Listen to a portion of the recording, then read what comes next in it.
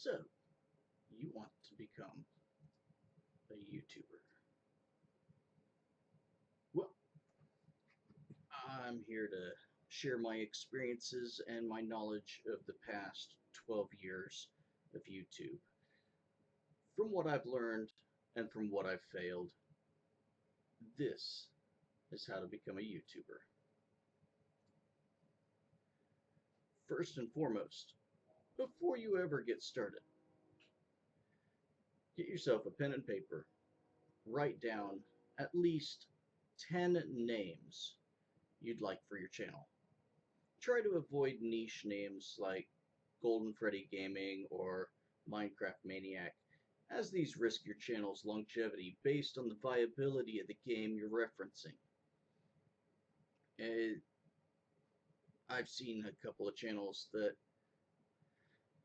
like, well, we'll go with a high-end one here. Sky the Kid RS. Sky does Minecraft. Well, both those games he no longer does. He's had to rebrand twice. And that affects all of your social media and everything. But once you have that set of 10 names, go to a site like Social Blade. Very simple. All you need to do, go in right up here, and as I said before, we'll actually go right here because this goes across everything. Golden Freddy Gaming. The reason I'm using this one is a prospecting YouTuber came up to me and suggested that that's what he wanted his game channel to be. So we're going to go ahead and see. There are a lot of Golden Freddy Gaming.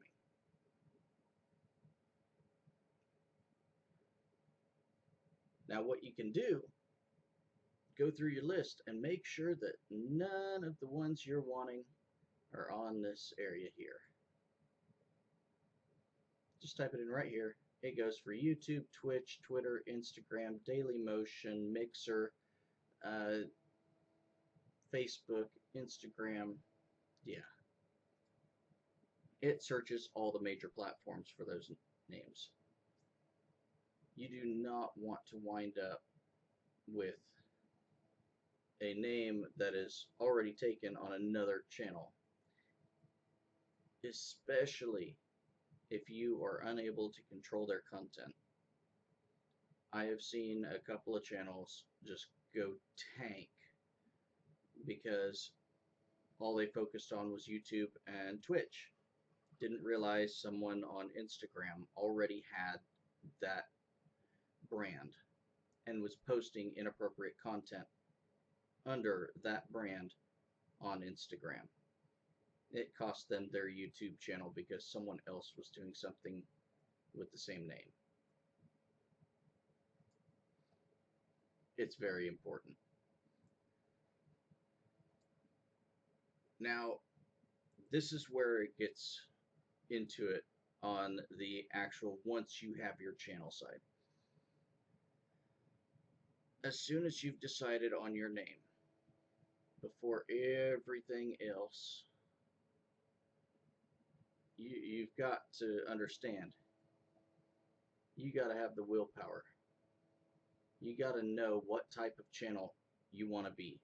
If you're going to be a gaming channel, if you're going to be a vlogging channel, cooking, crafts, you have to understand what type of channel you're going to be. And understand that the algorithm may not be in your favor at that specific time. You have to be mentally prepared. As an entertainer, it takes a lot of willpower. The algorithm is constantly changing, so it is important to decide if you're going to be an algorithm chaser or post for yourself, or in a gaming community, play for yourself. As an algorithm chaser, they tend to have a higher subscriber base, but also suffer from burnout the fastest.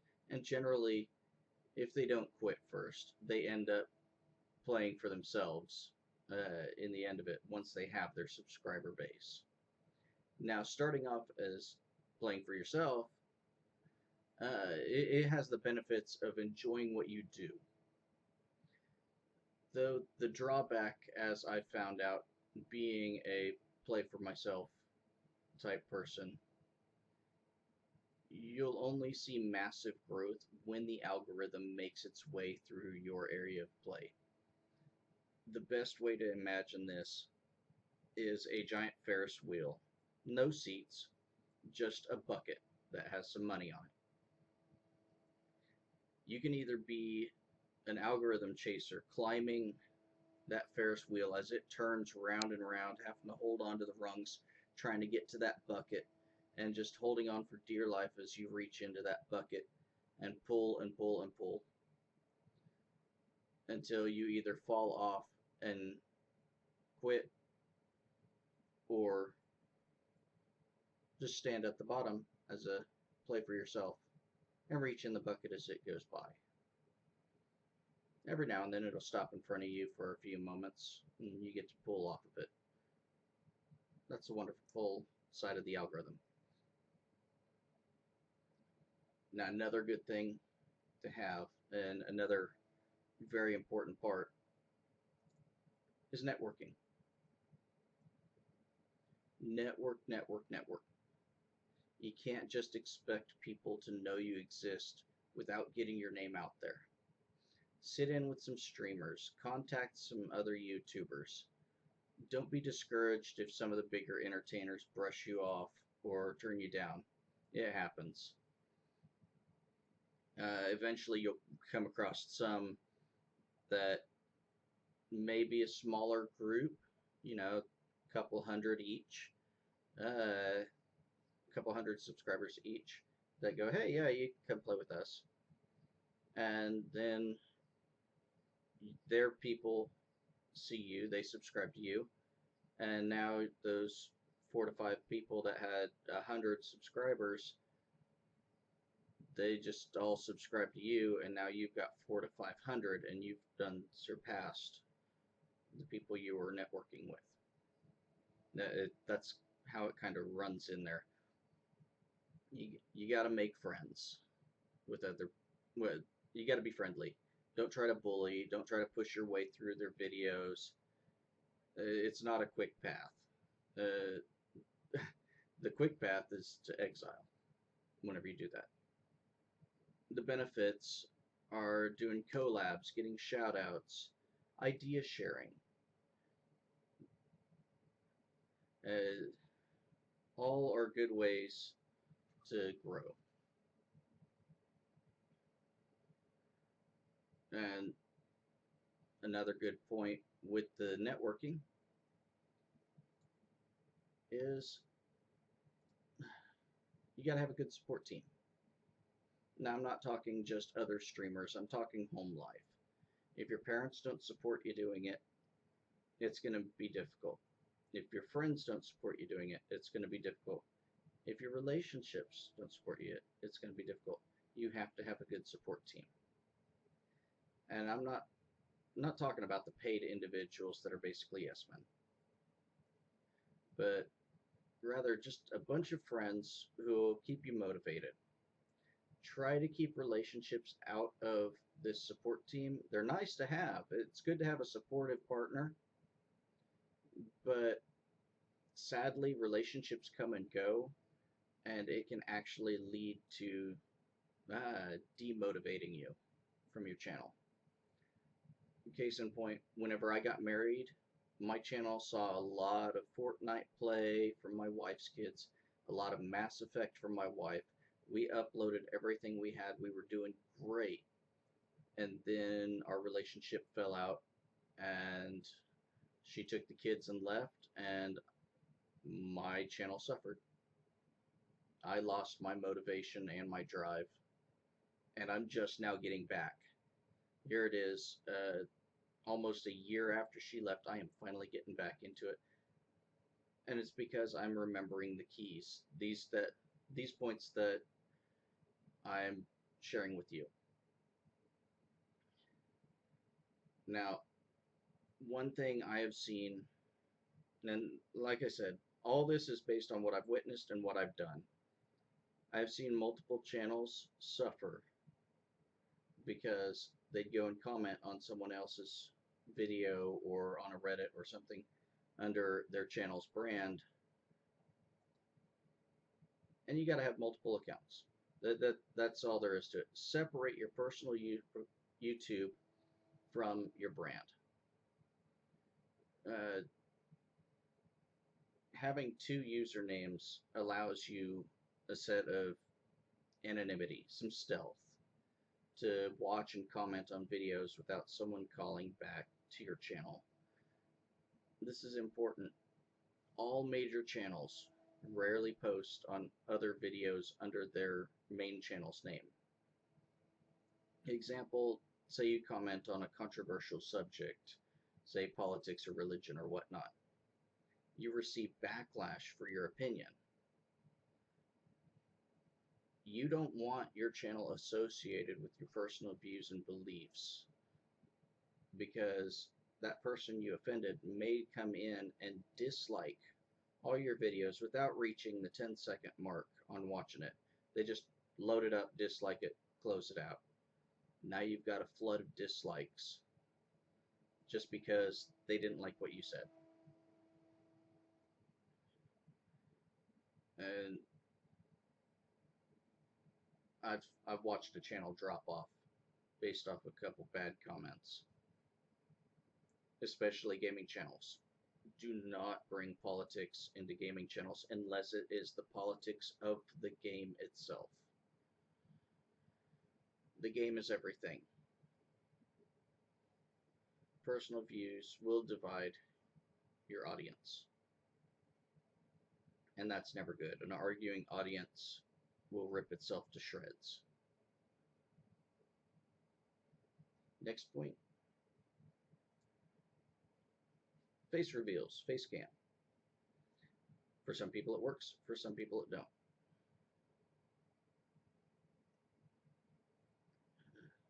What is a friend to some is an enemy to others. I'm not sure if it worked for me or not. That's why I'm using the dragon here. Some channels, after doing a face reveal, took off. I mean, whenever Pat and Jen first did their face reveal, oh my god, their channel blew up. But others, which I'm not going to name because that's kind of a shame thing, but after they did their face reveal, it died. You got to remember, some people already have a preconceived notion of what you look like. Some people associate your avatar with who you are.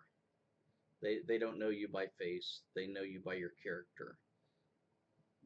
Say you're playing Elder Scrolls, your avatar that you play as, that is you to them. So whenever you pop in with a face, it just destroys their mental structure of you. And as a side note, unless you want people to come up to you for autographs while you're buying underwear, happened to me, don't do a face reveal. It is the most awkward and slightly annoying thing out there. Also, if you plan on going to conventions, after a face reveal, it becomes very difficult to walk around a convention and enjoy it because you have people coming up to you for autographs and everything. Now, not saying autographs are bad. Trust me. Those two kids that came up to me whenever I was buying underwear, it made me feel great. In that moment, I was starting to doubt myself, and then all of a sudden I get two fans that wanted an autograph. Sweet. But at the same time, I was buying underwear.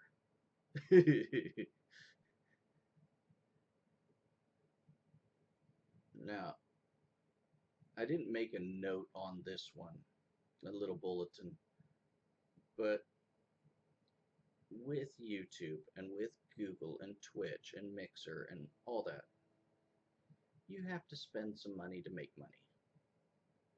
I've done it, and I know quite a few channels that have.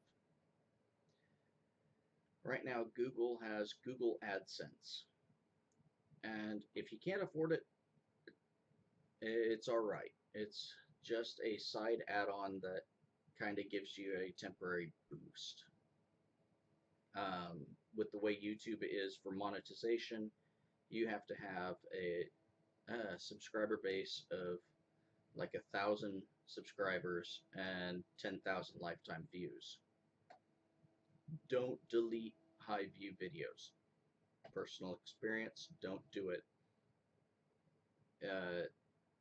The way Google and YouTube currently count your lifetime views is based off of the videos that are on your channel, not videos that used to be on your channel. I made the mistake of cleaning off some videos that I was kind of embarrassed about. They were really low quality, low grade, but they had high view counts. I went from over 30,000 views down to about 1,000 after I got finished cleaning everything up. And I didn't realize it. I didn't realize my lifetime view count had dropped. I thought I had just got rid of some old videos. It hurt me. I got demonetized for it. Not a good thing. But with Google AdSense, you could pay $1 and get maybe like 20 new views. I personally go for the $15 thing. After 30 days, it charges you $15, and you get about 500 new views. Not much, but those views are all possible subscribers, so it could go either way. You at least get the views, and it could wind up being more views if they subscribe.